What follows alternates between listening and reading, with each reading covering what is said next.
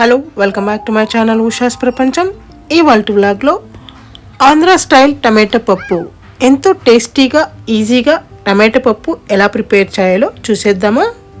Tomato పప్పు అనేది almost అందరికీ తెలిసే ఉంటుంది, కానీ ఇలా ఈజీగా టేస్టీగా తొందరగా తయారైపోయేది విధానం నేను ఈ వీడియోలో చూపిస్తున్నాను. స్టెప్స్ అన్నీ మిస్ కాకుండా చూడండి, మీరు కూడా ఈజీగా చేసుకోవచ్చు.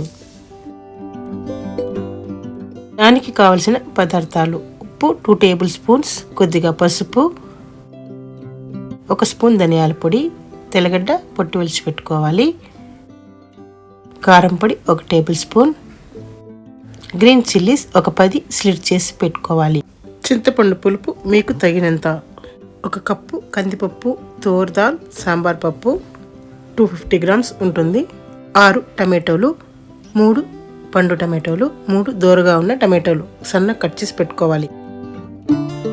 పోపుకు కావాల్సిన పదార్థాలు: కరివేపాకు, పోపు దినుసులు, 2 ఎండుమిర్చి స్లిట్ చేసి పెట్టుకోవాలి, ఉల్లిపాయలు సన్న కట్ చేసి పెట్టుకోవాలి, ఇంగువ.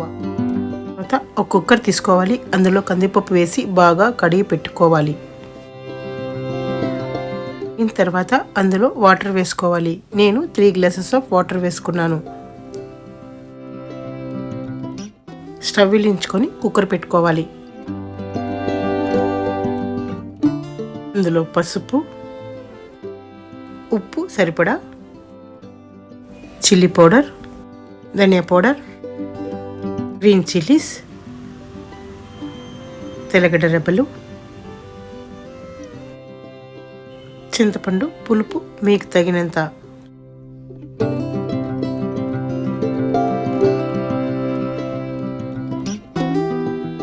తర్వాత అందులో టమాటో ముక్కలు వేసి అన్నీ కలిసేలా ఒకసారి కలుపుకోవాలి.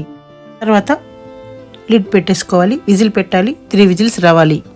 3 or 4 విజిల్స్, మీ పప్పును బట్టి మీరు విజిల్ పెట్టుకోండి. పక్క పోపుకి రెడీ చేసుకుందాం. స్టవ్ వెలిగించుకొని ఒక చిన్న బాణలు పెట్టుకోవాలి. అందులో ఆయిల్ పోసుకొని ఆయిల్ కాగిన తర్వాత పోపు దినుసులు వేసుకోవాలి. పోపు వేగిన తర్వాత అందులో కరివేపాకు వేయాలి. తర్వాత ఆనియన్స్ కూడా వేసేయాలి. ఆనియన్స్ దోరగా లైట్ బ్రౌన్ కలర్ వచ్చేంత వరకు వేపుకోవాలి. మాడకుండా చూసుకోవాలి. సన్న సగలో పెట్టుకొని వేయించుకోవాలి. ఒక పించ్ ఇంగువ కూడా వేసుకోవాలి.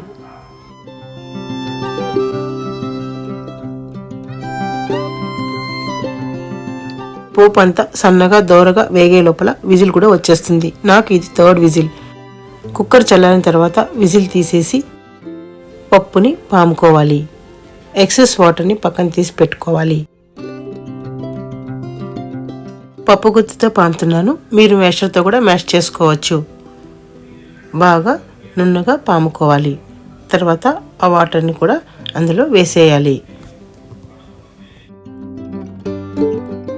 తర్వాత మనం పోపు వేసుకున్నాం కదా, ఆ పోపుని అంతా ఆ పప్పులో వేసేయాలి.